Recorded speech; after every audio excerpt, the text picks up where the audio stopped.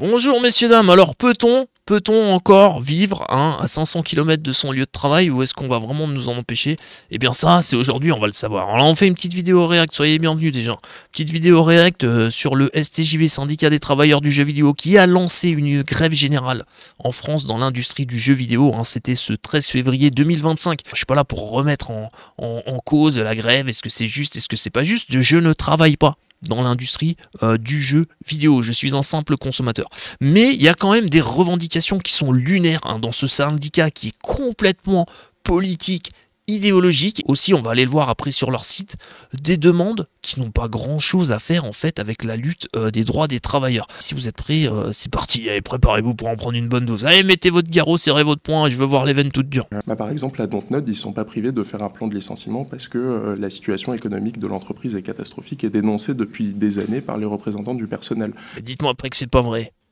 Dites-moi pas que c'est pas vrai, messieurs dames. Donc on a une entreprise dont la situation financière est catastrophique, qui licencie des gens. Incroyable. Non mais incroyable les mecs. Donc non, cette situation, elle est globale et surtout, le patronat, il a sa part de responsabilité là-dedans.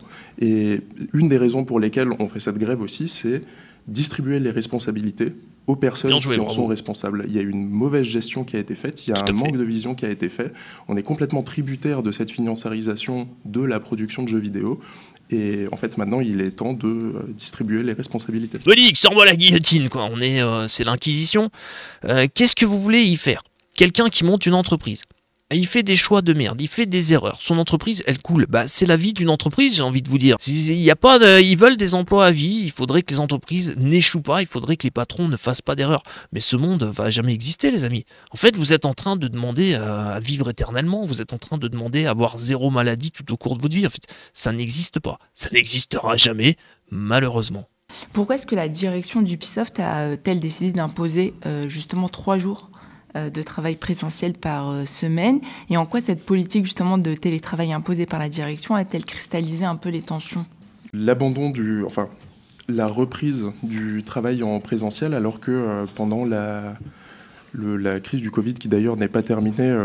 D'accord, la crise du Covid qui n'est pas terminée en janvier 2025, d'accord, je note ça dans ma main, je le répertorierai sur mon petit calendrier ce soir. On a proposé aux gens de travailler de chez eux. Il y a des gens qui ont trouvé un équilibre professionnel et personnel dans le télétravail.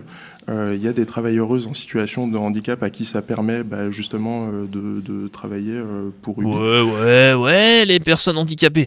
Faut bien qu'elles servent à quelque chose, les personnes handicapées. Au moins, on peut les instrumentaliser pour avoir du télétravail. C'est bien, merci les personnes handicapées. Non, parce que c'est un peu ça, les amis. Ils étaient où, ces personnes handicapées, avant le Covid ? Quand il n'y avait pas de télétravail chez Ubisoft, ils faisaient comment pour travailler? Ils pouvaient pas aller au bureau, ils n'étaient pas engagés, ils n'existaient pas, c'est quoi le délire? Ils n'y arrivent pas, et puis aujourd'hui, ils n'arrivent plus à aller au travail. Aujourd'hui, ils peuvent plus aller 3 jours par semaine au travail, non, parce que ce sont des hommes troncs, ils doivent faire des roulades et tout, et puis c'est pas possible, il y a trop de circulation. Arrêtez vos conneries, mec. Arrêtez. On a vu les ficelles du magicien, on les a vues, nul, 0 le tour. Et en fait... Cette chose-là, le retour en présentiel, c'est aussi un outil de contrôle du patronat. Tout à fait. On va pouvoir faire du micromanagement, remettre les gens dans les open space qui sont un facteur incroyable de risques psychosociaux au sein des entreprises. Donc en fait, les open space, c'est des salles de torture moyenâgeuses où il y a des gens écartelés toute la journée. Non mais les amis. Les amis. Des endroits où il y a du bruit, où on est perturbé, où le management passe derrière les écrans pour contrôler ce qui se passe. Il nous fouette avec des grands fouets. Il nous fouette, il nous dit travaille esclave, travaille, finis le jeu esclave. Et là il y a du bruit, et il y a des gens, il y a Michel à côté qui pète, et puis il y a Sylvie à côté qui ouvre un paquet de chips. C'est insupportable. Et en fait, temporaliser ça sur une semaine, c'est-à-dire 3 jours de présentiel sur une semaine, ça permet de s'assurer que les gens doivent vraiment adapter leur vie privée à ça. C'est pas des gens qui habitent à 500 km et qui ont pu, je sais pas, acheter une maison, faire leur vie de famille, etc., qui vont pouvoir se permettre de faire ça. Donc oui. Voilà, c'est pas les gens qui sont partis vivre à 5000 km du lieu de travail, qui se sont achetés une hacienda dans le sud de l'Espagne, qui sont peinards au bord de la mer, c'est pas eux qui vont pouvoir revenir 3 fois par semaine au travail, d'accord? Qu'est-ce que c'est que ça? Alors, qu'est-ce que c'est que ce facteur d'exclusion? Arrêtez ça les mecs. Non mais sérieusement, il y a la crise du Covid-19. On donne aux gens du télétravail en leur disant bon là en ce moment il y a une crise sanitaire, il faut rester à la maison, on vous donne du télétravail, c'est temporaire. Les mecs ils se barrent à 500 kills, ils s'achètent une maison parce que cool, à la maison en slip, devant le PC, les gamins à midi, le machin, le truc, la campagne, les petits oiseaux qui chantent, c'est tout bien. Bah ouais, mais au bout d'un moment, la crise Covid, elle se termine, les gars. Puis bon, bah, peut-être que le mec, il a envie de se dire, bah, revenez au boulot, là, en ce moment, ça galère, on veut quand même être sûr que tout va bien dans les temps. Enfin, bref. Moi, c'est bien, on peut habiller tout ça des handicapés. Allez, les handicapés, allez défendre, allez nous défendre, les handicapés. Il y a une trahison qui est ressentie de beaucoup de travailleuses actuellement par rapport à ça. Vous nous avez trahi. Quand on voit d'une certaine façon, les choses un peu s'effondrent et ça se passe mal. Comment est-ce qu'on fait pour apaiser malgré tout le climat social? La paix sociale, ça s'achète. Et du coup, il faut que le patronat fasse des concessions, en fait. Il y a des choix qui sont complètement absurdes, qui même en plus leur tirent eux-mêmes dans les pattes pour des considérations purement capitalistes. Par exemple, les productions qui rapportent de moins en moins, parce que c'est pas ce que souhaitent les joueuses, parce qu'on leur sort le 20e ersatz du jeu qui a fonctionné, parce que c'est une logique capitaliste. En fait, le capitalisme, c'est un système qui est accro au crack, qui voit un truc qui fonctionne et qui va vouloir refaire la même chose. Ouais. Est-ce que c'est le capitalisme qui est accro au crack ou est-ce que c'est la nature humaine qui, quand elle fait une bonne expérience, a envie de la réitérer, les amis, hein? Posez-vous la question, est-ce que vous avez déjà fait dans votre vie des bonnes expériences? Vous vous êtes dit, ah bah je reviendrai, c'était bien. Par exemple, vous êtes sorti manger dans un restaurant, c'était super bon, puis vous êtes dit, ah bah je vais revenir ici la prochaine fois. Ou est-ce que vous êtes dit, non, bon, c'est bon, c'est une expérience, merci, au revoir, la prochaine fois, je vais tester l'autre en face, c'est marqué Gilbert Kebab, ça doit être vachement bon chez Gilbert Kebab. Ah bah ouais, ça donne tout de suite envie de manger un kebab, hein. Est-ce que vraiment les gens ça les dérange de rejouer au même jeu? Quand je vois le Resident Evil 40 000 et le remake 500, quand je vois GTA 6, quand je vois Call of Duty 43, quand je vois 1 million de licences qui se répètent et qui continuent à être des succès, hein, pour certaines d'entre elles, et des remakes qui sont des succès, je suis pas sûr que les gens soient tellement lassés sur le fond. J'ai plus l'impression que les gens sont saoulés de détails techniques. Hein, des animations qui sont au ras des pâquerettes, notamment chez Ubisoft, des animations éclatées où on retrouve pas justement les sensations qu'on a pu avoir dans les premiers jeux qu'on a aimés. Moi j'ai l'impression que c'est plus là-dessus, mais je peux me tromper, de toute façon je me trompe souvent, puis ça m'arrange en plus. À partir de là, c'est pas vraiment ce que veulent les joueuses. On voit dans les critiques, les retours, etc. Justement, est-ce que vous avez reçu peut-être aussi le soutien des joueurs et des joueuses sur, parce que vous l'avez évoqué tout à l'heure, vous avez dit comme quoi un joueur ou une joueuse, quand il va jouer au numéro X d'un jeu, il va finir par en avoir marre, il n'y a rien qui change. Est-ce que vous avez reçu du soutien de leur part? Est-ce que vous avez aussi peut-être pensé à les solliciter dans vos actions? On a effectivement pensé à les solliciter. Du moins, on a mentionné, par exemple, dans notre conférence de presse que c'était également dans leur intérêt de soutenir. Ouais, est-ce que vous avez sollicité les joueurs? Non, parce qu'ils arrêtent pas de parler de nous. Ouais, les joueurs, c'est pas ce qu'ils veulent, c'est pas ce qu'ils veulent. Vous avez pensé à les solliciter?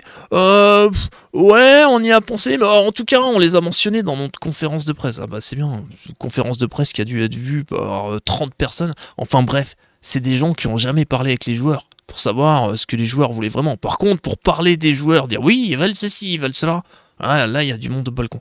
Enfin bref. Les revendications qu'on a. Maintenant, les joueuses, ils sont pas organisés en tant que bloc monolithique. Et il y a plusieurs franges qui peuvent s'opposer dans leur approche. Par exemple, oui, on n'a aucun souci à recevoir des messages de soutien sur nos réseaux sociaux de personnes qui sont complètement d'accord avec nous. Et à l'opposé, on va avoir, ça aussi, c'est un risque pour la santé qui est extrêmement important à prendre en compte. C'est qu'il y a des communautés organisées. Oui. C'est référé sous le nom de Gamergate. C'est des communautés d'extrême droite. Bah voilà, les amis, on y arrive. C'était long à sortir, ça avait du mal à sortir. Bon, alors d'un côté, on a des gens qui sont complètement d'accord avec nous, et de l'autre côté, il y a l'extrême droite. Voilà un petit peu comment se dessine le monde. Les gens qui sont d'accord avec nous, et l'extrême droite. Ça c'est pratique, hein, c'est pratique, on peut le sortir à toutes les sauces. Peut-être juste des gens qui sont pas d'accord avec vous, hein, c'est pas forcément des néo-nazis, ils peuvent juste ne pas être d'accord avec les choses que vous défendez, non, je sais pas.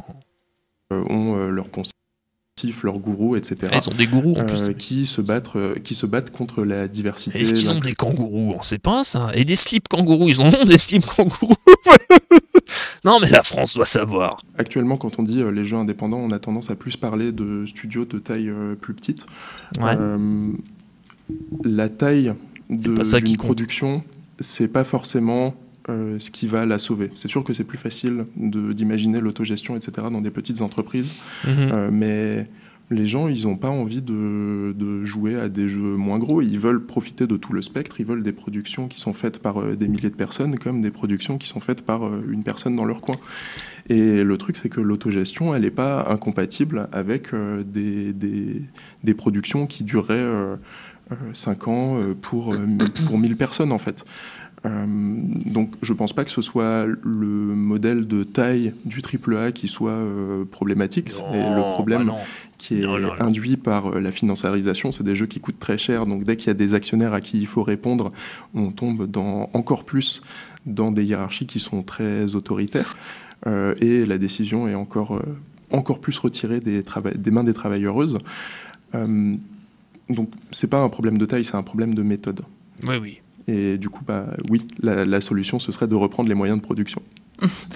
Des conditions de ouais, faut reprendre les moyens de production, on va tout prendre en otage, l'industrie du jeu vidéo, vous allez voir, on va utiliser les personnes handicapées pour faire des revendications qui seront intouchables, et on va arriver derrière, et on va sucer le sang comme des vampires de cette industrie pleine de pognon. Bah ouais les mecs. Non mec, elle est gentille, elle est mignonne, mais elle nous dit c'est pas un problème de taille. On peut autogérer même une grande entreprise et tout ça, mais bon, c'est des jeux qui coûtent des centaines de millions, donc il y a des gens qui investissent dedans, et quand il y a des gens qui investissent dedans, faut leur rendre des comptes, on peut pas faire ce qu'on veut. Bah alors c'est un problème de taille, alors ça veut dire que quand t'as un trop gros jeu qui coûte trop cher et que tu peux pas le financer toi-même, bah tu peux pas faire ce que tu veux.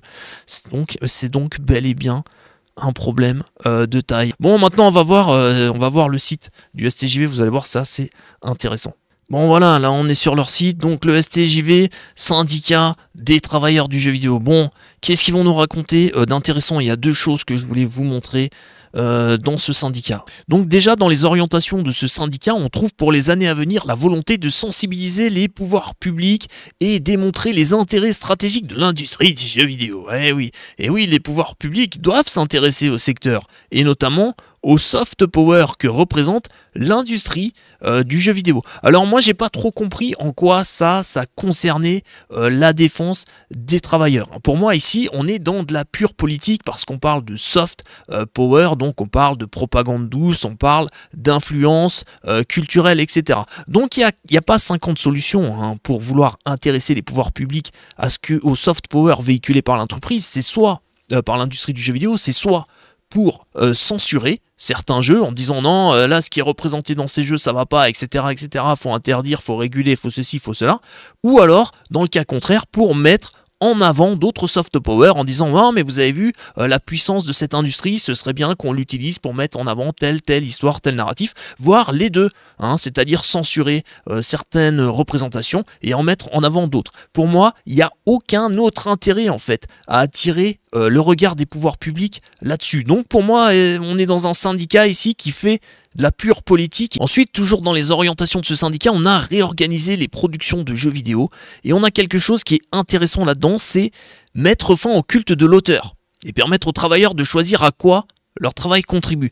Ça veut dire normer l'industrie du jeu vidéo en mettant une interdiction, c'est-à-dire l'interdiction d'un auteur, d'un créateur, de représenter son univers. Ça veut dire que demain, vous voulez, en tant que créateur, représenter votre univers, vous avez des moyens financiers, vous dites bon, je vais payer des gens pour travailler à mon œuvre et la représenter, eh bien non, ce sera interdit. Voilà, ce sera aux travailleurs et travailleuses de choisir à quoi leur travail contribue. C'est-à-dire que quelqu'un que vous avez engagé et payé pour faire votre œuvre, pour lui donner vie, il pourra dire non, moi j'ai pas envie de représenter ça comme ceci, ou j'ai pas envie de représenter ça comme cela. Donc ça c'est problématique. Il s'agit d'une mesure démocratique selon eux.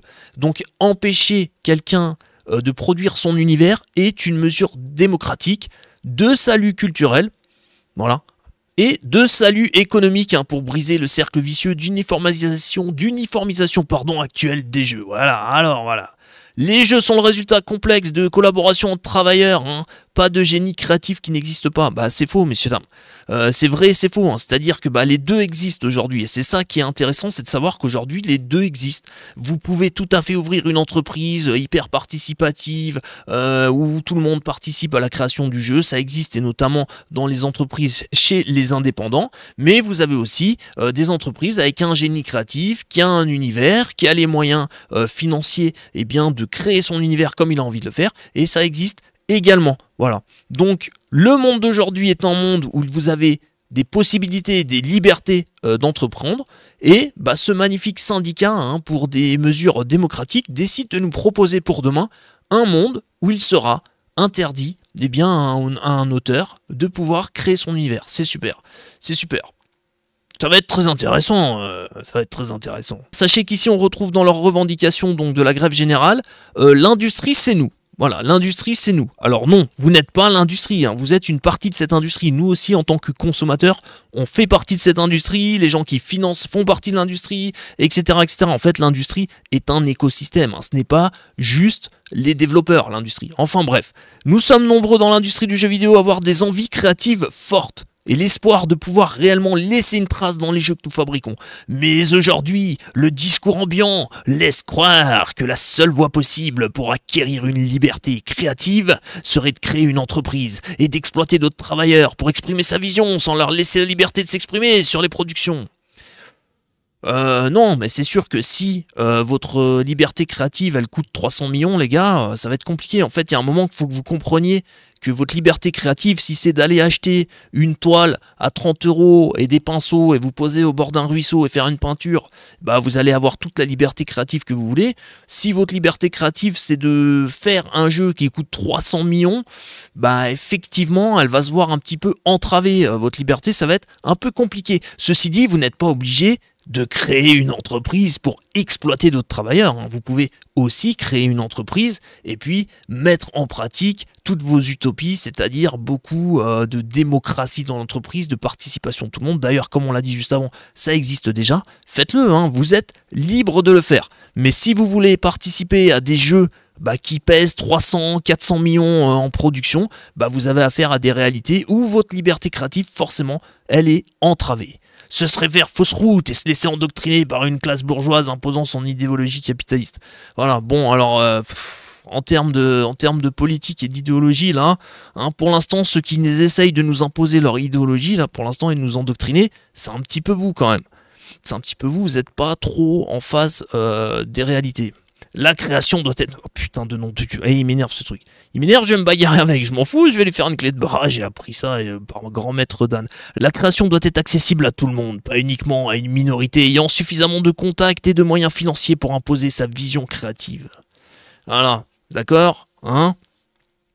Oui, bien sûr que la création doit être accessible à tout le monde. Elle est déjà la création accessible à tout le monde. Mais c'est une nouvelle fois, si vous voulez faire des créations qui coûtent 300 millions, 400 millions, là non, c'est pas accessible à tout le monde. C'est accessible à ceux qui ont 300, 400 millions à se mettre sous le coude. C'est un petit peu logique. Non, mais pas pour eux. Comme la seule et unique accessible, voilà, ce serait le seul moyen. Si nous voulons des œuvres variées, narrant des différents vécus et différentes expériences, je suis pas sûr qu'on ait tous envie d'avoir des œuvres extrêmement variées, narrant différents vécus, etc. On aimerait surtout avoir des trucs, j'ai l'impression, qui soient terminés correctement, avec des belles animations, où on retrouve le plaisir qu'on a pu avoir dans certains jeux, etc. Et non pas des jeux finis avec le cul, complètement buggés, où on nous vend 50 000 microtransactions et DLC à la con. J'ai plus l'impression que le problème est là, mais après je peux me tromper. Nous devons donner la possibilité aux créatifs de tous horizons de créer leurs jeux, mais ils peuvent le faire, mais pas pour 300 millions. Dans quel monde vous vivez, en fait? Dans quel monde? Eux, en fait, ils veulent qu'il y ait des financiers, vous savez, les méchants financiers qui fument des cigares, qui se tripotent le ventre pendant qu'il y a des stripteaseuses qui leur font du vent avec des feuilles de banane, qui leur donnent 300 millions, puis qui leur disent, voilà, et puis eux, ils prennent les 300 millions, puis ils font le jeu qu'eux, ils ont envie de faire, pour narrer des vécus qu'ils ont envie de narrer, etc., etc. Les mecs, la vie d'artiste, c'est la vie d'artiste. Soit vous êtes des artistes, et vous menez une vie d'artiste, soit vous voulez gagner de l'oseille, avoir une situation confortable, et vous travaillez dans des grandes entreprises, etc. Et puis vous faites ce qu'on vous dit de faire. Mais en fait, on peut pas tout avoir dans la vie. Donc voilà, hein, c'est clair, pour moi on a un syndicat qui est complètement politique, complètement idéologique. Les deux personnes qui sont venues le représenter sur ce tableau, alors, sur ce plateau d'information, c'est deux femmes trans, elles parlent en langage inclusif, ils ont un petit drapeau arc-en-ciel, machin truc et compagnie. Bon voilà, c'est se réaccaparer l'outil de production, c'est la classe bourgeoise, c'est ceci, c'est cela. Bon bref, et les revendications, alerter les pouvoirs publics sur le soft power du jeu vidéo, on voit pas trop quel est l'intérêt pour les travailleurs là-dedans, et puis mettre fin au génie créatif. Bon, on a plus l'impression que c'est une volonté de pouvoir s'accaparer justement cet outil de production en disant aux gens, bah non, c'est pas vous qui allez décider de la production, vous allez poser de l'argent sur la table et vous allez fermer votre gueule de bourgeois capitaliste qui veut imposer ses visions créatives, et vous allez nous laisser narrer différents vécus, hein, parce que voilà, on a des volontés de narrer, et on a des volontés créatives très fortes. Ouais, mais bon les mecs, bon. Donc voilà, vous en faites un peu l'opinion que vous voulez. Moi je trouvais que c'était assez bizarre, assez étrange, leurs revendications et leur site, et donc je le porte à votre connaissance, hein. Après moi j'ai mon opinion, hein, vous l'avez bien comprise, et puis chacun se fera la sienne. Bon messieurs dames, merci, au revoir. Bon voilà, j'ai également oublié cette petite information de dernière minute, j'aurais dû la mettre avant quand j'ai parlé du syndicat. Bon, elle, c'est une des deux représentantes, hein, qui est venue sur le plateau pour défendre les travailleurs, hein. Donc elle est membre du STJV, elle est venue défendre le droit des travailleurs, mais elle était également militante politique, cette personne. Militante de la France Insoumise, merci beaucoup.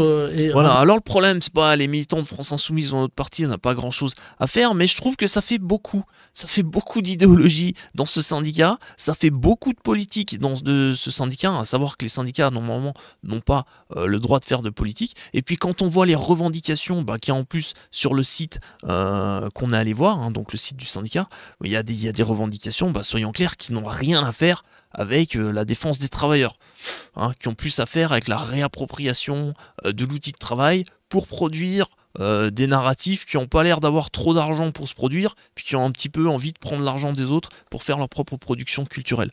Donc on est quand même, j'ai le sentiment, des espèces de mouvements culturels, de révolution, et contente, hein, de changer des choses qui n'ont pas grand chose à voir à faire, qui n'ont pas grand chose à faire avec le droit des travailleurs. Voilà, bon allez, c'est maintenant je me casse, merci, au revoir.